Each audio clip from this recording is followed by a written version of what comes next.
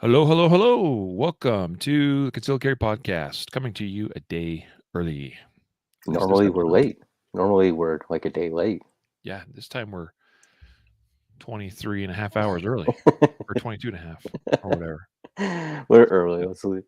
Let's just take the win, right? Yeah. Anyway, glad to be with you all. Well, so far, at least live viewers, we don't. It doesn't tell us we have any. So, but that's because It's an off we've day. already been live for like 30 seconds by the time you guys actually see And the what's being notifications. video recorded. Oh, true. So see, now it's starting to come in. Now the notifications have gone out. Who's going to be the first to comment? Actually, YouTube beating Facebook today. That's cool. Oh, now Facebook has taken the lead. Look at that. Hello, Will and Michael. Boy, that You was a guys. close 1 and 2. It's like bam bam. Welcome, welcome, welcome. We have a great episode today, of course. Every episode's a great Always. episode, is it not? I mean, it's a varying level of greatness, right? Some are greater than others. Hello, Anthony and Jared on YouTube. Welcome. Thanks for being here. Yeah, I mean, every episode's the best one yet. Like just yeah, and there's no bad ones ever whatsoever. Right. Ignore some of the like first 100 episodes or so. 200. Yeah. We may revisit some more of Oh, those you know first what? couple You were episodes. talking.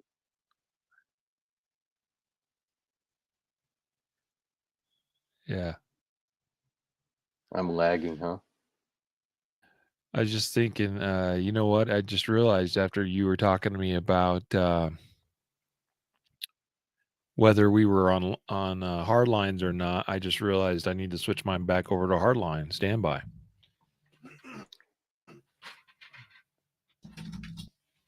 That's why I'm the producer, man.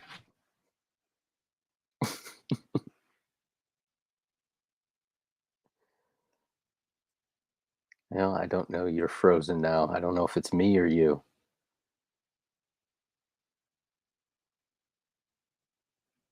Hmm. If anybody's getting any lag from me or Riley in the comments, if you can let us know and we'll troubleshoot this problem. See if it's me. I'm not at my normal desk, so. Hey guys. Hey Matt. Hey Randy. Oh, Michael, it's him. Okay. All right, so you're stuck with me. I'm in a different location. I'm up at my parents' casa in Cleveland. So I'm up here, um, and I'm not actually I normally run a landline to my computer. I'm on a laptop, so I was kind of worried if it was going to be me, but of course it's Riley. But I'll give you a little insight on what we're going to be talking about, so you can either pop out or hang tight for a couple minutes. We're going to do the shoot array challenge. We're going to be talking about the Mozambique drill, or the failure to stop or failure drill. Um, so Riley's going to go through that. He did the video. We posted that, and yeah, it's going to be a cool episode. And thanks, Matt. Yeah, it's been a while since we seen you, man. Maybe next time I get out to Colorado, we'll see you again. So Riley's back. Jeez. Sorry about that. Thanks for those of you that stuck around. I did not realize plugging in the hard line was going to create such drama. Still seems like it's lagging a touch, doesn't it? Not as bad as before. Yeah. Like I'm watching myself. I'm talking, and then like 3 seconds later, I see my lips move. Well, this is always fun trying to do live video and to not have it actually be live. Oh, Come on, geez. come on, Mark Zuckerberg. Well, um, folks, I appreciate your patience. Typically, this sorts itself out. Um, so, mm, mm. Normally doesn't take quite this long, though. Yep, there they go. They're dropping like flies. Everyone's like, "Screw this! I'm out of here." Can't see. I can't hear Riley, so I'm out. Maybe we should try. Yep, Relaunching your. I'm wondering if we should try relaunching it though. Even though I don't Okay, like to. Even now, it's just struggling. Oh, oh, hey, you good? no lag finally on my end. Are we good? I'm good. Jeez. I'm good. So 6 minutes to get this sorted out. Got to talk to the producer of this show, and figure out what the problem is. I need to, I think, get a computer that has better video processing power. Unfortunately. All right, here we go. Yep, I think it sorted itself out. Um, so today's episode, we're going to talk about what can we learn from this one simple low round count drill. What is that drill? Well, stay tuned. Let's record the audio portion of the show now. Are you ready? I'm ready. In 3, 2, 1. This is the Concealed Carry Podcast, Season 6, Episode 5. And welcome to the Concealed Carry Podcast, brought to you by Mountain Man Medical and part of the concealedcarry.com network of shows. Today is Tuesday, April 19th, 2022, as of the recording of this episode. And I am your host, your humble host, Riley Bowman. And we are joined today by our not so humble, amazing producer, Matthew Marister. I don't know who you're talking about, but I'm happy to be here with you, man. Let me tell you, in public, he puts on this air of humility, but behind closed doors, man, Total jerk. I'm a total. I'm a monster. just teasing. Matthew is one of the most humble people I know. Today's episode is a special one. Of course, they're all special. They are all amazing. Talking about humility, right? But we're talking about the Shooter A Challenge, most recently published on shooterachallenge.com. And what can we learn from this one simple low round count drill, also known as the Mozambique Drill or failure drill or failure to stop drill? I've heard it talked about 3 different ways.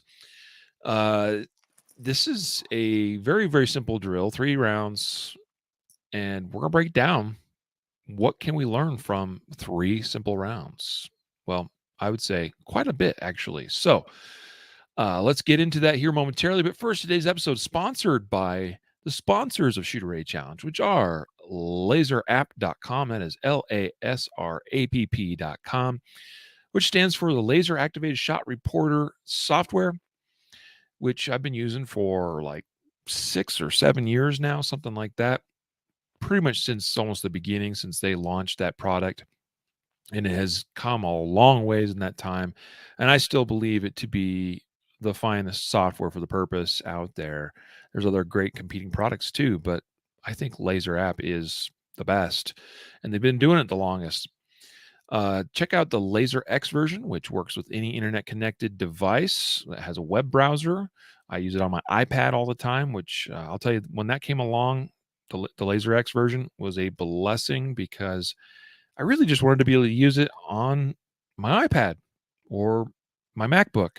And before that point, the Laser Classic Edition only worked on PCs or Windows-based machines.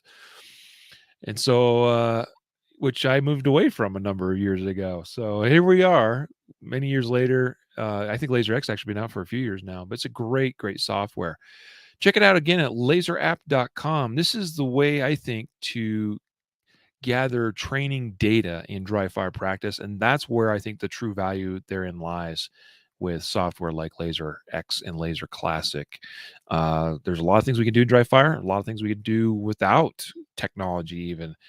But I think one of the most accurate ways we can put together data and track that data, much in the same way we do on the live fire range, is with software like laserapp.com. So check it out on our website today. I highly recommend just buying a lifetime license. I think it's worth every penny and get a lot of use out of it.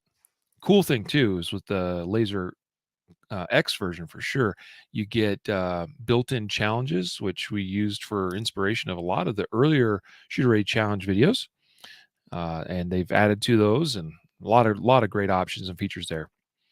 Today's other episode sponsor is BarrelBlock, barrelblock.com. That's BarrelBlock with a K. If that doesn't make sense, BarrelBlock.com.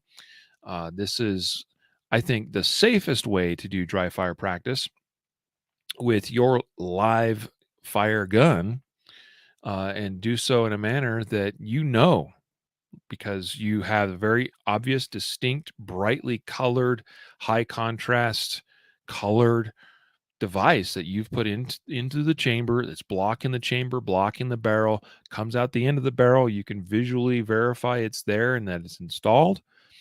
And that's the way I like to do a lot of my dry fire practice.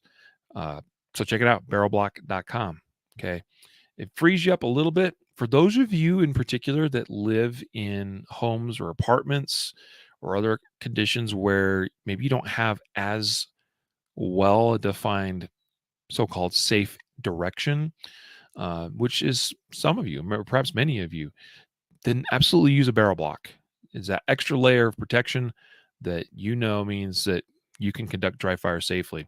Still want to abide by all the firearm safety rules as best we can as well, choosing our best safe direction, for instance, but use barrel block for that extra layer of security and confidence.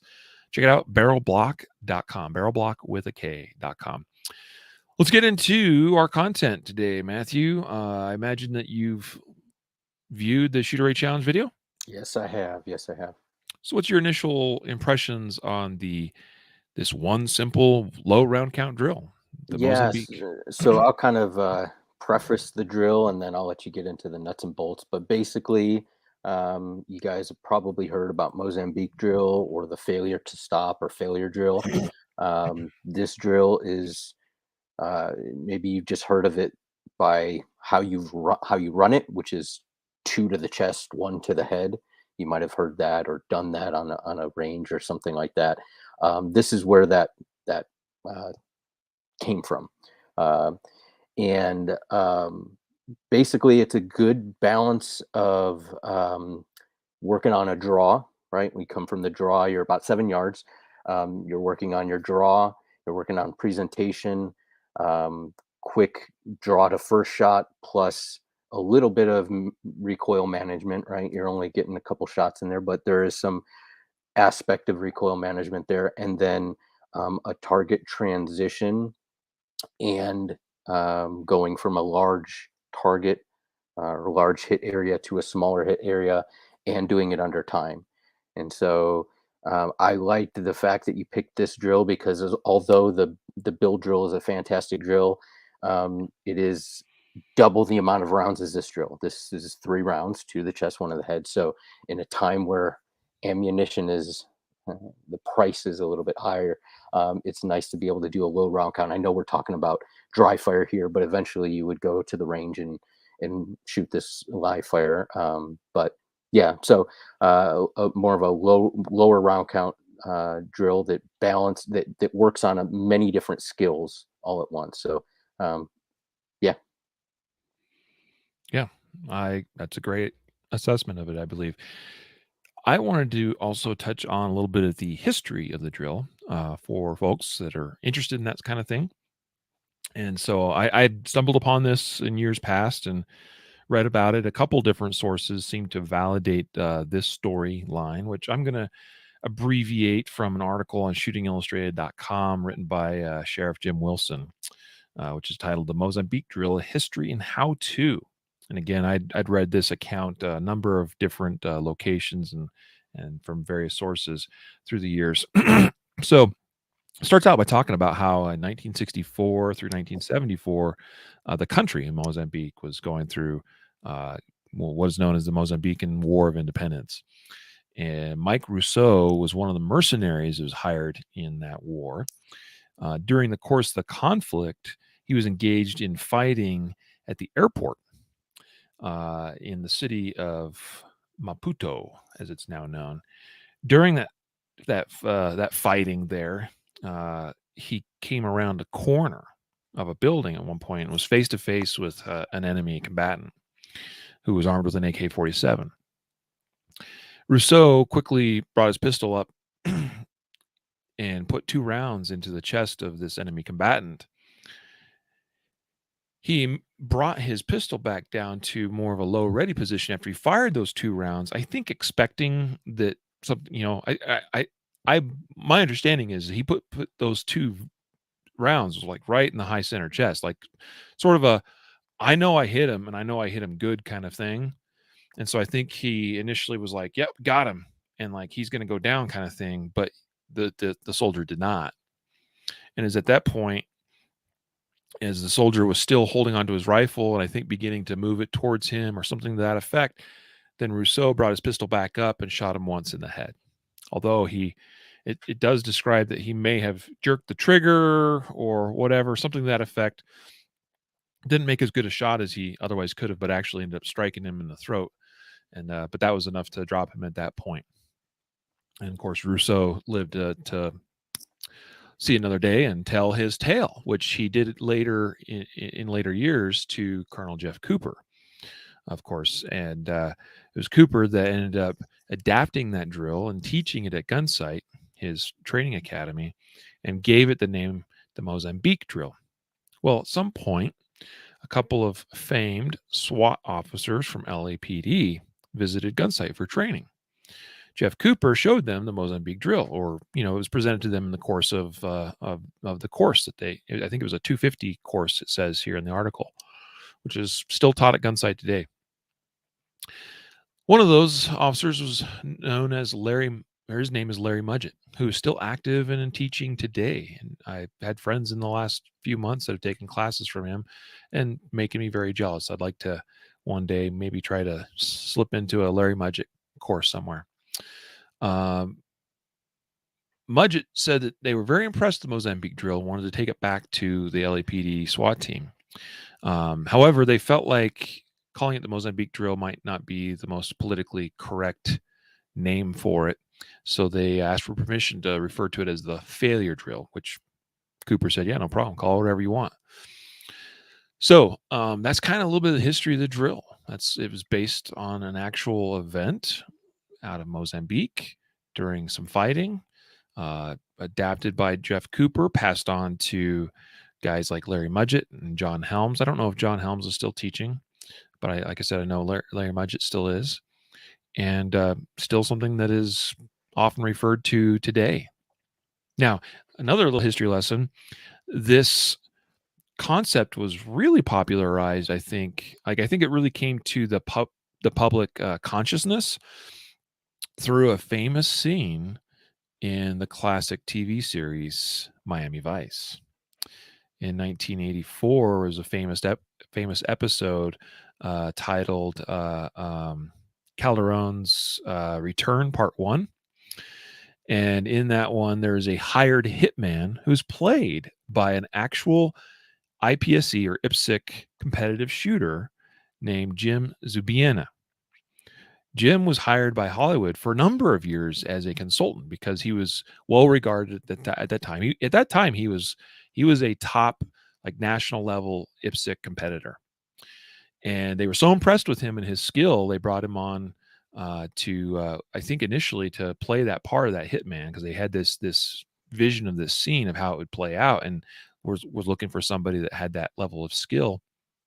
And then he was also, again, throughout the rest of the remainder of that series, and in a number of shows years afterward, hired as a consultant, but also he played in other parts, small parts throughout the years. Doing some more research on this, Jim Zubiena has talked about that scene, that famous scene, and he comes face to face with a guy. I can't remember who the character is. I need to go back and see if I can find somewhere to rewatch this whole. I remember seeing this, and I've seen video clips of it through the years. But he's told, like, he's got a shotgun. He's shooting up, you know, the place and stuff, and he's told to show me your hands, put your weapon down. He discards the shotgun, shows his hands, right? And he's at gunpoint with this guy, and he all of a sudden draws from a surrender position, pulls his gun out, puts 2 rounds in the chest and 1 in the head, and drops the guy. So that was the scene, and I think that one scene probably single-handedly really brought the concept of 2 to the body, 1 to the head to the public awareness and Mm. consciousness, which is kind of remarkable if you think about it. Mm. That one scene also became the basis and the inspiration behind an actual shooting challenge, which is done by um, a guy known on Instagram, Canon 762. His name's Chris. He's a good friend of mine. Chris is awesome, and I wanted to take a stab at that challenge. The first 50 people that could accomplish it got a patch known as the Vice card, named after Miami Vice.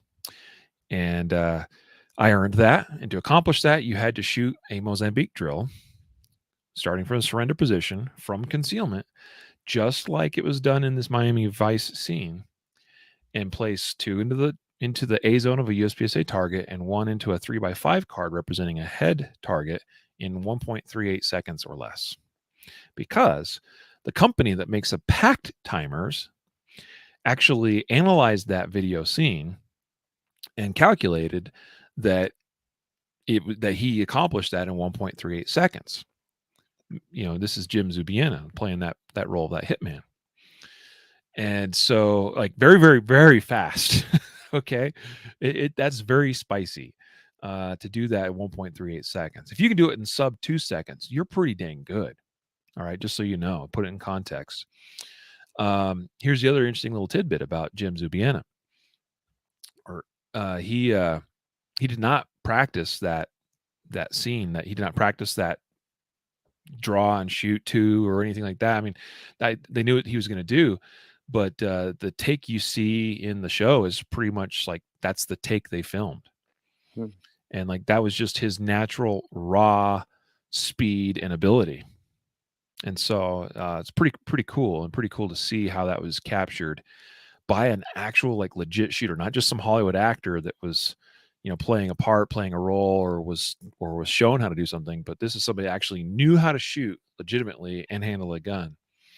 And so, anyway, a little bit of a long-winded recounting of some history, but there is some history there, and it's kind of interesting, I think, actually, and just coming to understanding of I think why it's such a well-known drill and is still referred to by many in the shooting community today.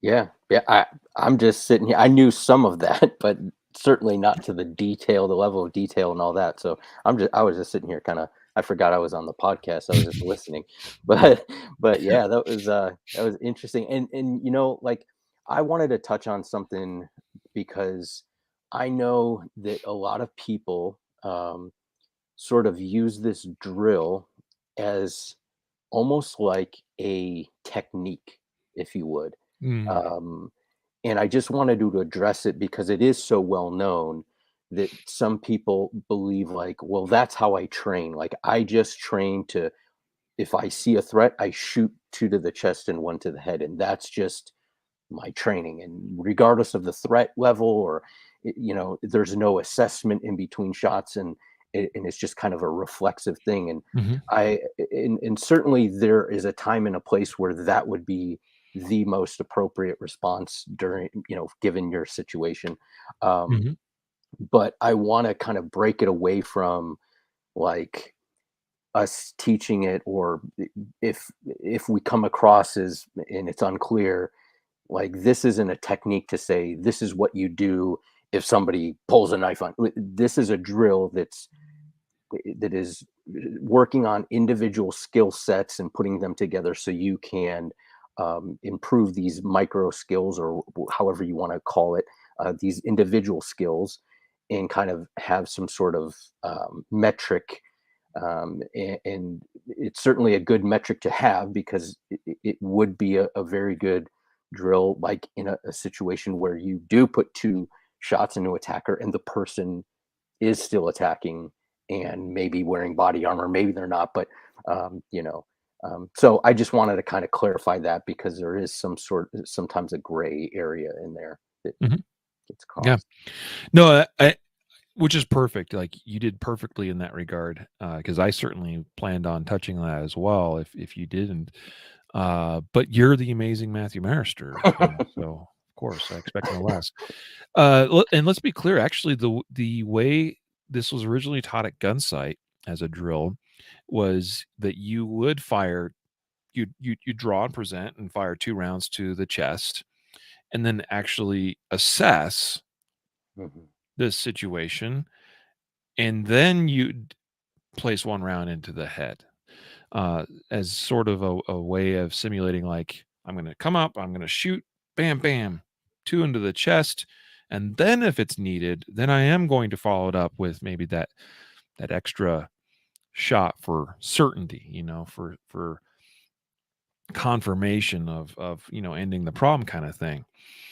And when Larry Mudgett and John Helms took this back to LAPD SWAT in the early 80s, uh, they felt like that was potentially setting up their officers to train this sort of like a double tap, bam, bam, and then pause, and that might cost them precious time in a moment when they might actually just need to continue shooting.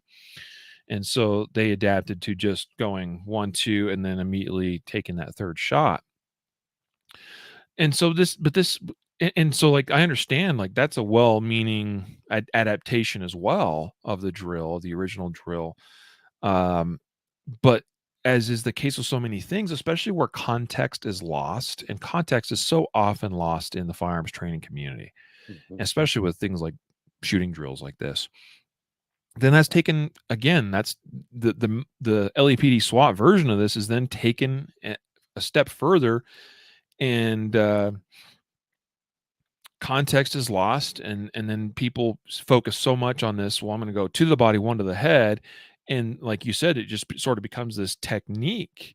Mhm. And it's just it's kind of like I've been to the range a number of times, and actually I'm positive a couple of those trips I'm referencing the same individual, because it wouldn't surprise me at all, where I know there's this guy here locally that shoots on an indoor range that goes, like in the middle of the day, like I sometimes will do, about like maybe noontime or lunchtime, I might sneak over to the indoor range for 30, 45 minutes and, do a little bit of practice or something. And I'm pretty sure the same guy does the same thing. And a lot of his practice is like double taps, like all day long, or the whole time, the whole range session is just draw, bop, bop, draw, bop, bop, draw, bop, bop, and it's like, it's clear to me that this double tap essentially has become just his subconsciously programmed response to a threat, as though that, like, no matter what, if there's a threat presented, he's gonna bam bam twice, and that's it. And then maybe followed up again with again two. It's like he's always shooting in pairs. Double tap, by the way I define that is one sight picture, 2 shots. Not advisable. Some people would talk about then the better way being a controlled pair, which is 2 sight pictures, 2 shots. That's a little bit better. But who's to say that you're automatically going to need 2 shots? Maybe one's all you need, but yet you're programmed to fire 2. Or maybe you need 3 or 4, but again, you stop after 2, and then you're like, oh wait, I need 2 more. And maybe in that brief space of time, your adversary is able to regain some initiative because you stopped engaging for a brief moment. So the point is like with so many things, we don't want them to become, especially with drills, we don't want them to become these techniques or tactics that are baked into our ingrained, subconscious responses to threats. Like everything should come with a thought process involved. Every shot should be a decision that's made, and that we continue making the decision to continue firing in a manner that will likely result in a stoppage of that threat until we decide we need to stop or we need to change or adapt course because what we're doing isn't working.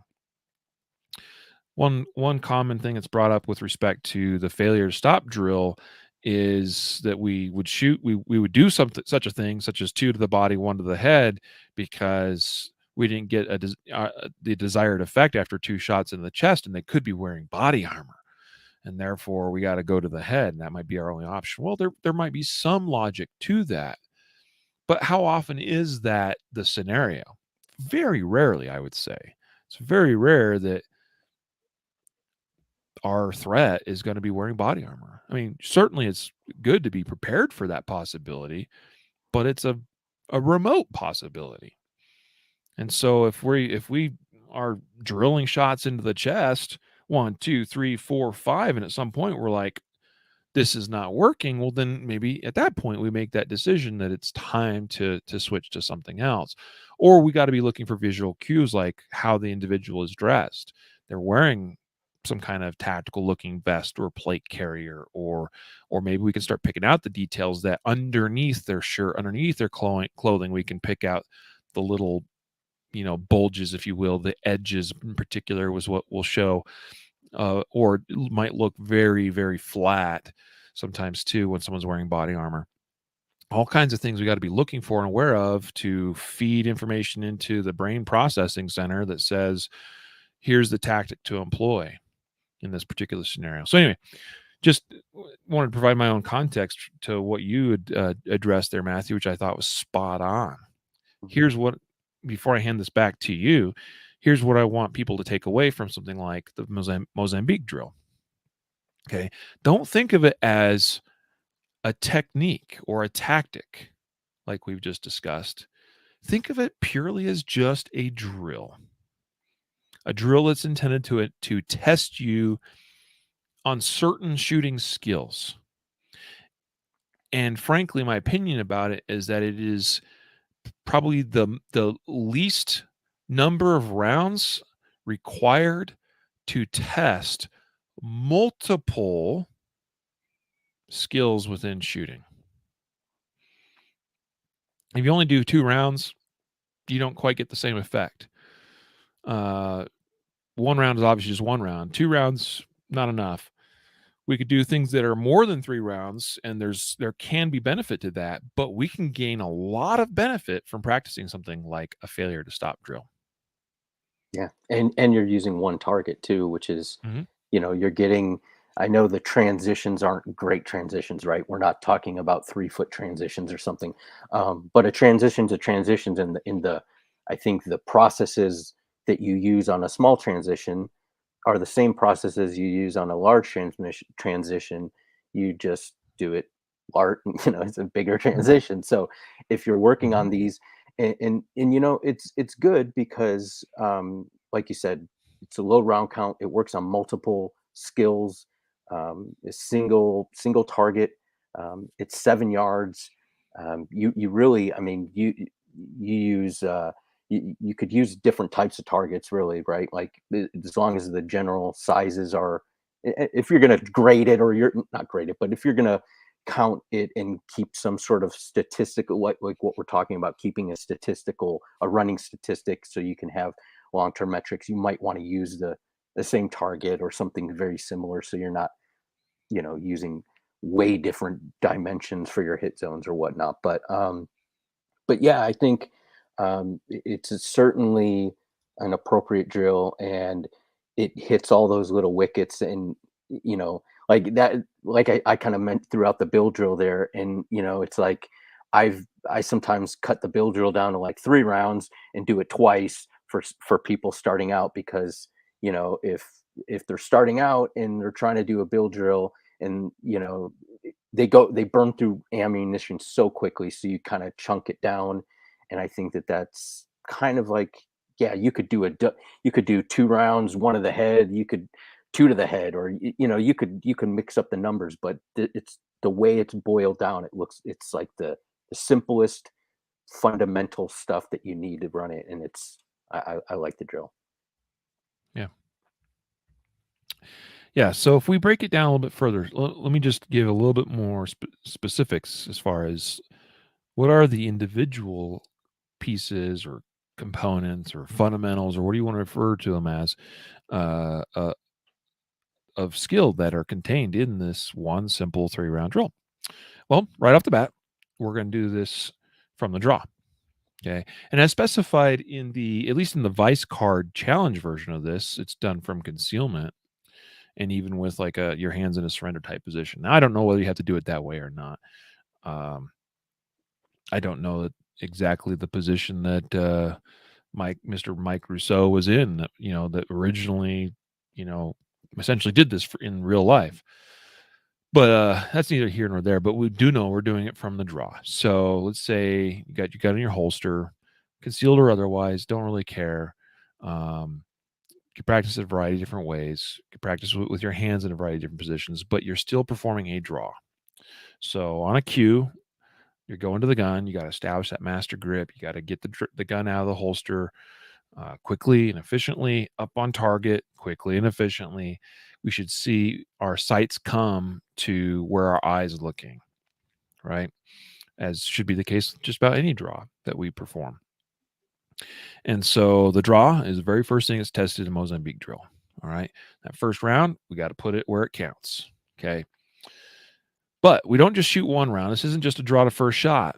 All right. We're firing two. So some measure of recoil management has to exist, or else we're going to struggle with that second shot landing in the same hit area on the target as where our first round went. If we don't have good recoil management, yeah, we might end up with one good hit and one not so good hit, and that's not good either. Or we might not get that second hit in as efficient or as quick a time either, if our recoil management is so poor that it takes some amount of time for the gun to recover and get back on target. So draw so far, recoil management, two critical things that are tested already. And this is done on a reasonably sized body, kind of high center mass sized target, something that's appropriate to that. Commonly, the USPSA targets used. IDPA targets are also popular as well. So we're talking either a 6x11-inch A zone of a USPSA target, an 8-inch circle of an IDPA target, which, by the way, I know I've talked about before, but sometimes I think people forget. The 8-inch circle of IDPA and the 6x11 of a USPSA target are both within fractions of an inch of the same amount of surface area. They're just shaped differently. Yeah, so draw, two good hits, high center chest of a target. And then we've got a transition, as you have just talked about a moment ago. And that transition, might not be very much. And it's going straight up, from chest to head. But transition, it is a transition nonetheless. And not only that, but it's a transition to a smaller target, a much harder to hit target than our chest target was. And so now we introduce the concept of throttle control. And so right there in this 1 3-round count drill, you actually hit on most of the drill standards that I include in my pistol IQ standards. Because my philosophy, my approach to how my curriculum is built in my pistol intelligence course and the standards that we shoot, that students shoot, so they can demonstrate proficiency, like we're testing accuracy, we're testing draw, we're testing recoil management, we're testing transitions. Oh wait, and we're testing throttle control. So actually, this one drill is kind of hitting on maybe not to like as full an extent as some of the individual drills that I do that test those individual things, but we're kind of hitting on all those really core skills that I believe a well-rounded, competent shooter should be able to display in something as simple as failure drill. So that's the genius side of such a simple drill. Now, I wouldn't misconstrue me talking about it in this way as, oh, well, that must be the one drill to do. And it becomes this like super, focus thing for you. I just think it's one drill that allows us to test these various skills in a simple format with very low amounts of rounds of ammunition, and it's also something that's got a track record of data and performance, that you can find a lot of information out there on the webs about like what is considered to be a you know a really high level performance. You can kind of measure or compare yourself to that as a standard of sorts, and even like John Hearn includes it on his little chart that what's the name of that thing? Uh, I'm gonna look that up. I'll come back to you with that, because John Hearn's such a smart guy. He has these fancy names and words for things, and I'm just not that bright. Well, I can't help you there. I'm a step down. So, um, but yeah, what's interesting is that like um, everything that you're talking about that goes into to this drill, it is kind of summed up in I don't want to say summed up, but we've talked about this concept a lot. Like you shooting it, how visual shooting is, right? Like how much um, you need to be seeing what you're not just seeing the target, but Hmm. understanding what the sights are looking like in relationship to the target, right? Or whatever you're aiming at. And um, and we kind of even you talked about the transition and the throttle control. That's part of like going off of the speed that you're going off of is visually, it's correlated to what you're seeing.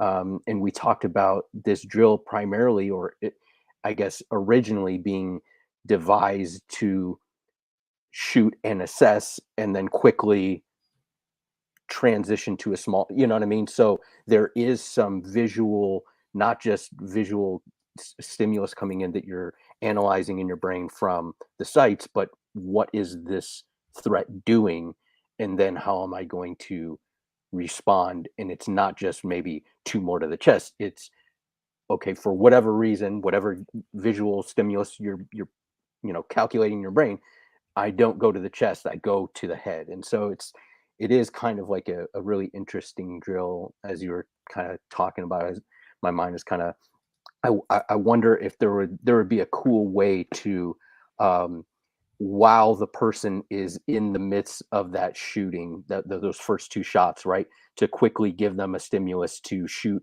a visual stimulus to shoot or no shoot, and Yeah, then have them, reassess, and how you could do that to not not game this system, but make it where they are using their brain to assess in between. And yeah, and certainly there's time to do it, sheer time, right? Like you're yep, just churning out the time. But you could also break it off and do a little bit more mental exercise in there as well. yeah, absolutely. I did find what I was referring to from John Hearn, referred to as his typical performance and automaticity speculation chart. See, it's a bunch of fancy sounding words, and he has a failure drill included on here. What this is this is a a spectrum. This chart that along the bottom here says performance too poor to suggest automaticity. And this is one section on the very far left side. The next section, performance suggests some automaticity. The next section, performance sufficient to strongly suggest automaticity. And then finally, all the way to the far right, performance impossible without automaticity. This is a way of sort of grouping together different known standards of performance. We got post qual on here, the FAM qual, it's Federal Air Marshal's qualification, the casino drill, which is Tom Given's deal, the FBI bullseye qualification, course of fire, various USPSA classification levels all the way from D class up to grandmaster level, the fast test, another well-known standard of performance, bill drills. Here's the failure drill, and then along the bottom, IDPA classifications. Hmm. And it kind of suggests where he thinks, and he put this together with a lot of input from a lot of other very smart folks to kind of figure out kind of where things line up in terms of relative skill level, and it's a pretty fascinating approach. And so we see here that the very, very far right bleeding edge, certainly in that performance impossible without automaticity zone, the failure drill he has lists as 1.2 seconds. Like if you can do a failure drill Mozambique in 1.2 seconds or less, like that is far, far, like that's pretty much like limit of human performance, like limit of possibilities here. You see, that's even beyond like GM level. This is like GM, super GM. This is the JJ Rakazas, the Nils Johnsons, the Max Michels of the world that can probably pretty consistently throw down 1.2 failure drills and 1.5 second build drills and so forth. The whole idea, by the way, of this automaticity, these different levels of automaticity, the idea is to suggest that, the more to accomplish certain levels of skill, you have to have those components of that skill. Like we have to be able to do those subconsciously, automatically, right? Like if you have to think about what it is you're doing while you're doing it, you won't be able to do these higher level of skills or do them at these higher levels, right? That's kind of the idea. And so, you see here a 1.5 second failure drill is above the line, the break line between strongly suggests automaticity and if you can do this, it's impossible to do it without automaticity. It's kind of in that realm of it's close to USPSA master class level. It's above IDPA master. It's kind of in between fast test of 4 and 5 seconds, and it's a little bit beyond a 2-second build drill. And that probably adds up pretty closely, I think. So anyway, that's just some interesting context, I guess, to consider as you're kind of evaluating where this might fall. I mentioned earlier in the show how a 2-second failure drill, if you can do that, you're a really good shooter. And according to this, you're somewhere between like a and B class USPSA shooter, and you're kind of right at that IDPA master class level. And that kind of adds up in my mind as well. Be able to do a failure drill in 2 seconds. So that sounds about right. Honestly, though, if you can do it in like somewhere in the 3-second range, that's so I kind of consider this middle section of the chart, Matthew, like this is a dividing line between performance suggests some automaticity and performance sufficient to strongly suggest automaticity. I kind of consider this, like, we'll call it the 50% mark, to be sort of this dividing line between not quite competent enough, in my opinion, and yeah, probably competent enough to be, to do well in a stressful situation with a gun in your hand. I really like seeing people get more, into the healthy middle of that third category. Okay. Because that kind of puts you in that B class realm of USPSA in terms of USPSA classification. Like that just, to me, that's been my own sort of assessment of skill. And like if you can break the B class barrier as a USPSA competitor, I think you're pretty good, frankly, as a shooter at that point. And it's probably worthwhile, unless it's important to you to get substantially better. I think it's worthwhile at that point to maybe consider other skills that you haven't, also worked on at that point. But even still, like even with my own pistol intelligence standards that I do, I suggest that if you can score a 100 or better, you're kind of at that point that you're you're competent, and that is somewhere in the realm of a C class, a solid C class shooter. So you kind of see it. It puts you in this third category. There's lots of room still to grow, as we can see to the right of this on the chart, but lots of room to grow. But this is kind of the separation between the men and the boys and the women and the girls, of still need to work on some stuff versus you're pretty solid Like you can get good stuff done. Like if you're at that C class dividing line, like you should have no problem passing most fire, like even the more difficult firearm, or excuse me, police officer shooting quals. Yeah. So just something to think about. Anyway, Yeah. failure drill is just one of those these categories. Thought I'd show you kind of where that fits into all this. No, that's really interesting. And I think, why does automaticity matter? And if you're sitting there and it's like, okay, you're talking about all this, is I'm not a competitive shooter. Why does it Hmm. matter what my time is, right? And so when we're talking about automaticity, the importance of it is not solely so you can shoot quicker bill drills or whatever, Yeah. right? The purpose of it is because in a stressful situation where your life is being threatened, and you have to take in a huge amount of information about changing backdrops, where you are, the threat, the distances, all other people, all kinds of all these other factors. In order to do that skillfully and be able to do it well, you can't be the you have to automate things like draw, your trigger press, being able to see know how quickly you can press the trigger in between shots based off of what you're seeing. Like those things kind of have to be almost automated, not where you're not doing it with some level of consciousness, but like you can't be focused on that skill, because then you won't see the person running in front of you, or Hmm.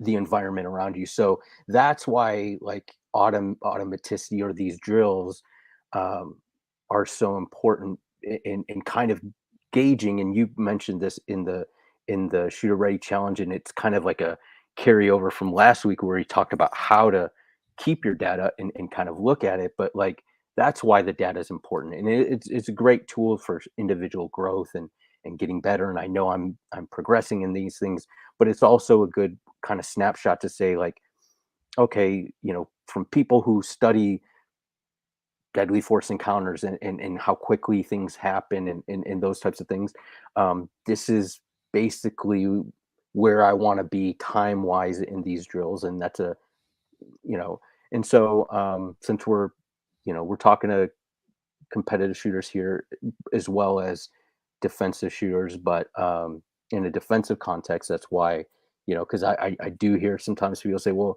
I'm a defensive shooter. There's no timer in a defensive shooting as long as I can do it, and blah, blah, blah. And that might be true, but these are ways that you can kind of Yeah. um, test those skills and kind of see where you are. In my simplistic way of explaining what you just, I guess, eloquently explained, it's just that the more automatic the shooting skills become, the more you are able to apply brain processing power to the tactical problem at hand. And that is super, super important, Hmm. because if your shooting skill is not at a level yet, like or excuse me, if your shooting skill is at a level where you still kind of have to think your way through some of what you do, I'm not saying all of it, but like the more you have to be thinking about what you're doing with the gun, that's stuff that you can't be that's just taking away from your ability to think about the actual problem at hand. And that's really, I just had to lunch with a friend yesterday and we were talking about this very thing. And I was telling him, like, that's kind of what's driven me to take my skill as far as I feel like I can, and to get into like competitive shooting and stuff, because competitive shooting has been one avenue that's pushed me to push my skill, further and further and further along. But my like one of my big motivating driving factors for that is simply this desire of being able to perform with a pistol more or less automatically or subconsciously, to remove the necessity for me to think about what I'm doing with the gun in my hand and think about the problem. Because I just have this strong belief that if I can do that, I'm going to do so much better because I have freed up brain processing available to me to do that. It's not all that different from, I mean, just think about driving your car, right? Um, we, the the crazy thing is, I mean, obviously there's varying levels of skill even within American drivers of vehicles. We all know that there's bad drivers out there, and there's good drivers, and there's everybody else in between. But by and large, most people are pretty decent drivers, and are able to perform driving, the skill, the act of driving at a pretty subconscious level. And what that looks like is you think go, and you're not thinking about, I take my right foot and I put it here and I push the pedal this certain amount to get a certain response from the vehicle to begin moving forward and going through the intersection. Oh, it's time for me to turn left. Well, let's see. I need to take my left hand and move it here to this lever and push downward to turn on the left turn signal. And I need to do that approximately 200 feet before I arrive at this intersection or whatever, right? Like, we don't think of those like individual steps, so we don't think of all the, and there's a lot going on sometimes at the same time. I'm dealing with that right now with a 15-year-old son who recently got his driver's permit, Mm. and he's been driving, with mom and dad around and here and there, and it's like, he's made the comment. He's like, "There's a lot going on." Yeah, and son, the more you practice, the more will become intuitive and subconscious, and you won't have to think about this thing so much as like what you're having to do right now, and that'll free you up to be able to pay attention more what's going on around the car and what's coming towards you, and anticipating, like, not just even noticing the car right in front of you, but 3 cars ahead, and realizing, oh, they're coming to a sudden stop, which means this one in front of me is going to be coming to a stop. I should prepare for that. It's been kind of mind opening to have a child like, obviously I remember I've kind of forgotten what it's like, but you do kind of go back and remember it. As I'm watching my son learn, it's reminding me of a lot of those same lessons myself, and shooting's not any different. But the thing is most Americans get way more practice driving than they do shooting a gun. And so it becomes an intuitive, subconscious, automatic level of skill way quicker, and is maintained a lot better because many of us are typically driving on a daily basis, and we're not shooting or we're not dry firing on a daily basis, right? And so, but the whole point here is that when driving my car, I'm not thinking all these individual steps. My mind becomes the hands, becomes the foot, becomes the pedals, becomes the steering wheels, becomes the car. And I simply think of my objective and what I want to achieve. And subconsciously, my hands and feet apply the level of control needed to accomplish that objective. So it's the same thing with a gun.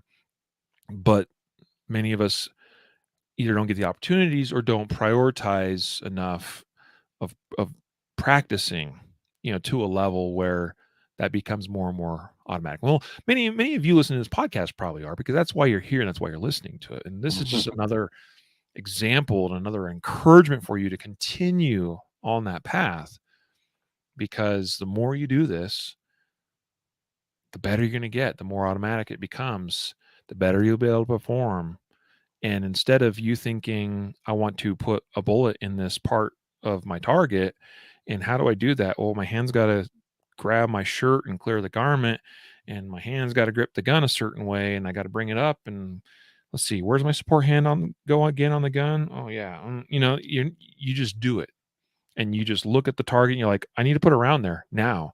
And you draw, present, fire with a sight picture, and you do all that without even thinking. And that's Anyway, where we want to get. whew, lots of stuff I didn't know we were gonna dive into today. Hey, All while talking about something so simple as yeah, a 3-round drill. but that's the beauty of the drill, and that's the that's why it was cool that you used that drill and how you set it up. So it facilitated a great conversation, I think.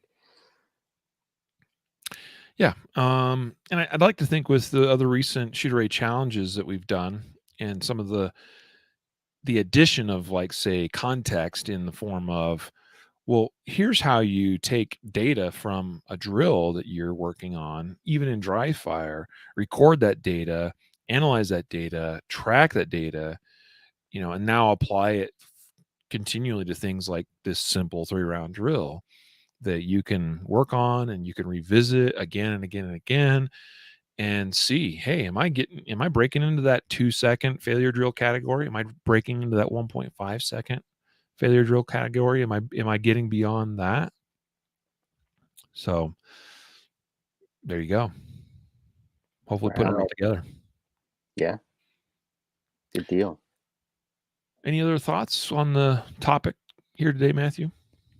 No, just I don't know. We didn't really define like or differentiate dry fire and live fire with this drill, but we did mention there is some sort of recoil management but like Mhm. you can absolutely get a tremendous amount of value out of dry firing this, even for the naysayers that hey, there's no recoil. If you dry fire this drill, you will perform much better when you go to live fire it. So Yeah. so don't just save it for the live fire and Yeah. do dry fire as well. Yep. 100%. 100%. Good stuff, man. Folks, I hope you enjoyed this episode, this content here today. Of course, you can always let us know that you did enjoy it or didn't enjoy it.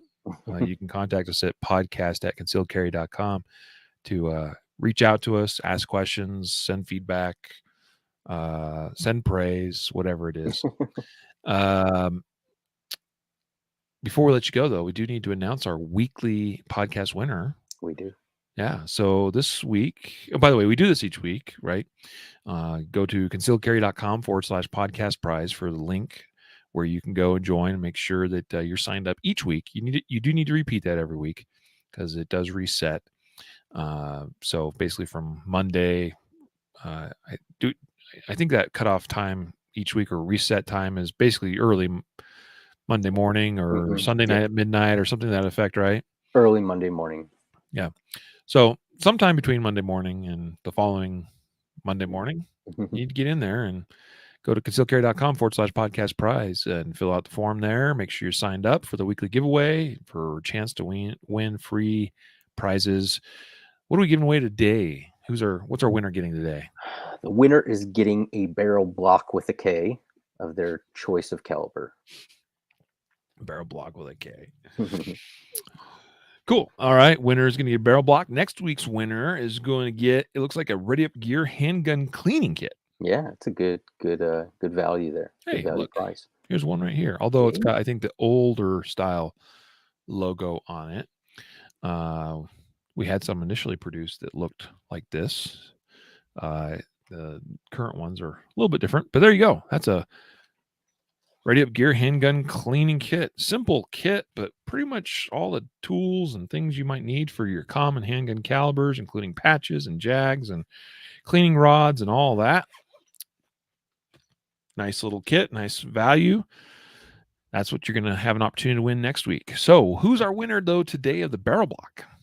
This week's winner is Richard K with a K. Richard K with a K. Richard K. I will be in contact with you, sir. Richard K with a K is winning a barrel block with a K. Good job. Congrats, Richard. Well, folks, one final reminder and shout out to our sponsors of today's episode. One of those being Barrel Block with a K, barrelblock.com. And the other is laserapp.com, lasrapp.com. Hope that you will check out their fabulous dry fire software. So with that, we are going to bid you adieu until next time. Heads up, we did do this episode a day earlier than usual. Matthew and Jacob is our anticipation that they will be back here tomorrow for the second episode of this week. I'm going to be out tomorrow afternoon, which is why Matthew and I connected today. So glad that we could have done it, Matthew, even though you are also kind of away from things, or at least you're not in your usual locations. So thanks for doing this and being a part of it, brother. Yeah, thank you. Love it, man.